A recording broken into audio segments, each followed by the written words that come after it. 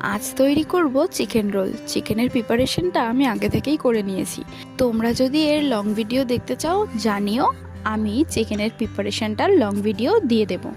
আমি এখানে ময়দাটা কালো জিরে, চিনি এবং নুন দিয়ে ভালো করে মেখে নেওয়ার পর ময়দাটাকে সুন্দর করে একটা ডো বানিয়ে বেলে নিয়ে তারপর সামান্য তেলে ভালো করে ভেজে নিয়েছি। তোমরা চাইলে তেলের পরিমাণটা কম বেশি করে নিতে পারো।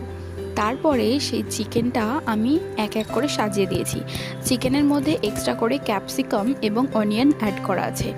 এর ওপর থেকে দিয়ে দিলাম একটু কেচাপ, আর লেবু ছাড়া চিকেন রোল ভাবাই যাবে না বস, তাই আমি এর ওপর থেকে একটু লেবু দিয়ে দিয়েছি। চিকেনটা যেহেতু স্পাইসি ছিল, আলাদা করে চিলিজ আমি অ্যাড করিনি। এবারে ফোল্ড করে জাস্ট বাইট বসানোর পালা। দেখতে যেমন টেম্পটিং লাগছে, খেতেও কিন্তু দুর্দান্ত হয়েছিল। আমার তো বেশ ভালোই লেগেছে। তোমাদের কেমন লাগলো?